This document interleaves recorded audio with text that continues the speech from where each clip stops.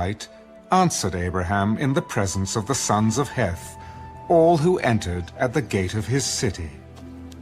No, my lord, hear me. I give you the field and the cave that is in it. I give it to you in the presence of the sons of my people. I give it to you. Bury your dead.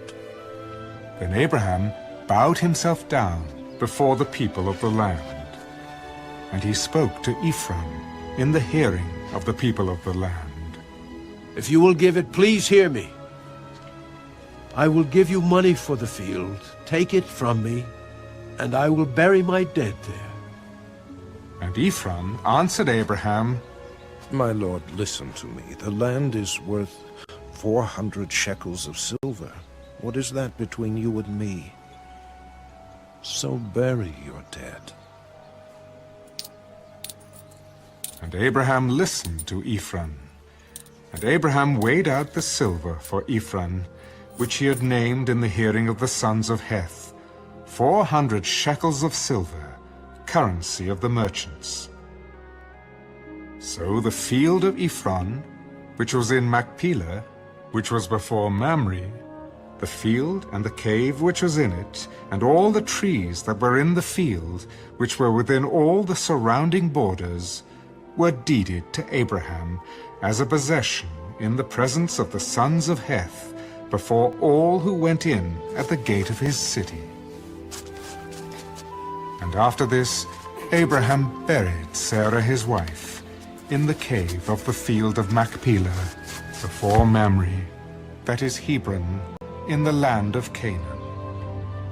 So the field and the cave that is in it were deeded to Abraham by the sons of Heth as property for a burial place.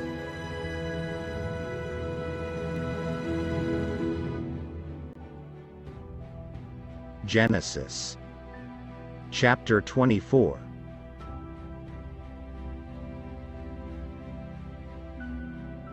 Now Abraham was old, well advanced in age, and the Lord had blessed Abraham in all things. So Abraham said to the oldest servant of his house, who ruled over all that he had, Please, put your hand under my thigh, and I will make you swear by the Lord, the God of heaven and the God of earth, that you will not take a wife for my son from the daughters of the Canaanites among whom I dwell. But you shall go to my country and to my family and take a wife for my son Isaac. And the servant said to him, Perhaps the woman will not be willing to follow me to this land. Must I take your son back to the land from which you came?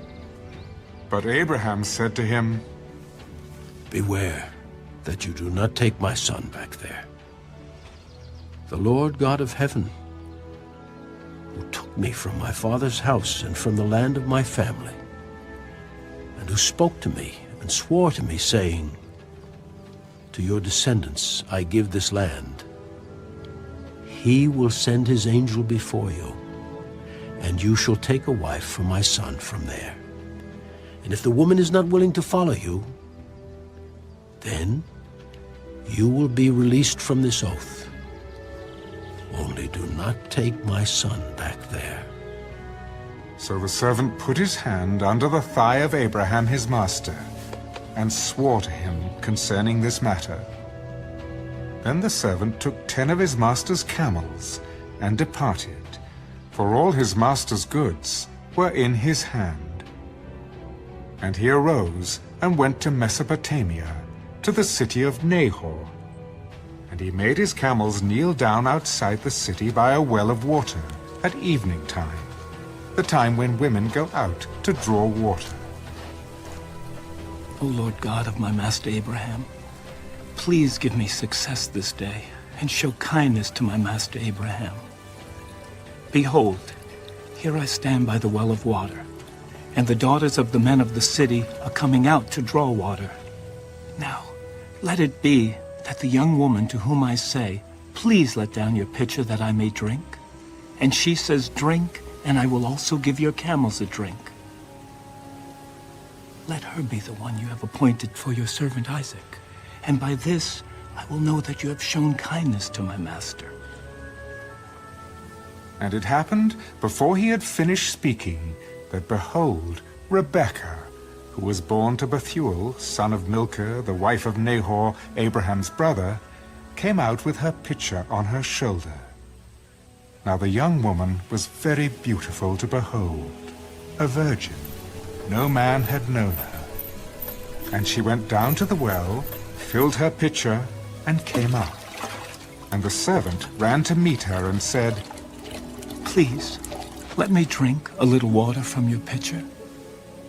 Drink, my lord.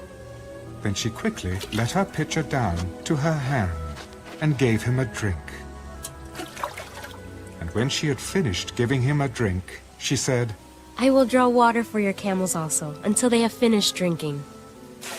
Then she quickly emptied her pitcher into the trough, ran back to the well to draw water, and drew for all his camels. And the man, wondering at her, remained silent, so as to know whether the Lord had made his journey prosperous or not. So it was, when the camels had finished drinking, that the man took a golden nose ring weighing 1/2 shekel, and 2 bracelets for her wrists, weighing 10 shekels of gold, and said, Whose daughter are you? Tell me, please, is there room in your father's house for us to lodge? I am the daughter of Bethuel, Milcah's son, whom she bore to Nahor. We have both straw and feed enough, and room to lodge. Then the man bowed down his head and worshipped the Lord. Blessed be the Lord God of my master Abraham. Death.